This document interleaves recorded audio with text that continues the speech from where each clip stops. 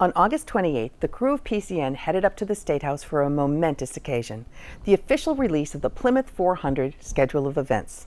The occasion was marked by a gathering of all the major local and statewide organizers of the Plymouth 400 celebration, as well as Governor Charlie Baker, who made the official announcement.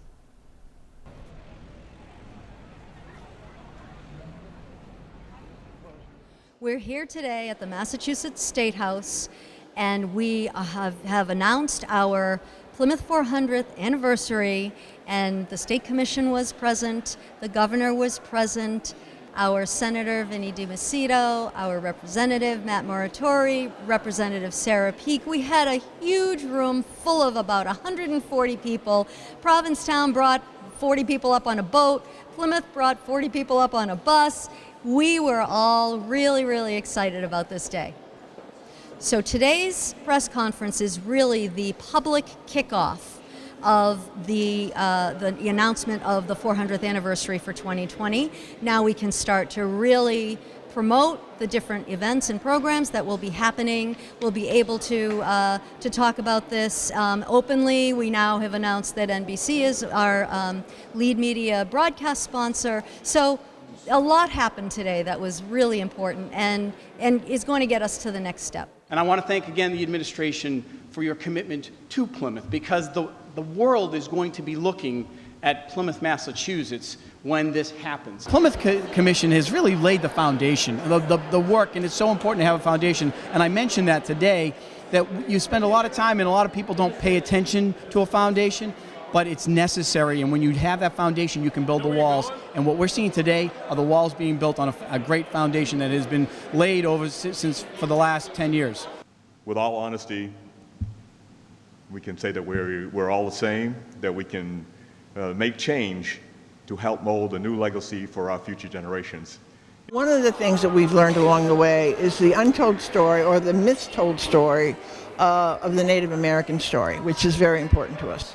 Some other very important parts of the Commission initiative is the legacy. And the legacy I speak about not only a new park and major celebrations, but the dredging of Plymouth Harbor to bring it back to being the tourism mecca that it should be, particularly from the maritime side, where cruise ships, smaller cruise ships could come into the harbor, or significant vessels, or regattas, or just activate the water sheet. That's part of the Commission's goal. The eyes of the world are going to be focused on Plymouth, Massachusetts in 2020. We needed to put some good infrastructure in place, and I kind of rattled off some of the successes that we've had. $2 million for the T-Wharf, $3 million down by the Rock, redoing the whole park area, $1.7 million in the Complete Streets grant. The list goes on and on, that this administration has really put us in a position to be a showpiece when people show up there, and that's, I think, exciting, because that goes way beyond 2020. All of the work that we've done in infrastructure will help from an economic standpoint long beyond 2020, because tourism still is our #1 industry in Plymouth, and it will always be. And so we're benefiting from that, and we'll have the ability to highlight that into the future. But I think for most of us here in Massachusetts, who all take our history pretty seriously, this is a wonderful opportunity for us to remind people about the beginning, 400 years ago, 1620, and a heck of a lot of what happened along the way. This is not just for Plymouth. This is for everyone, and it's the original immigrant experience. Unless you were here when the Pilgrims got here, you're an immigrant. No matter how you got here, you're an immigrant, or you're a descendant of immigrants.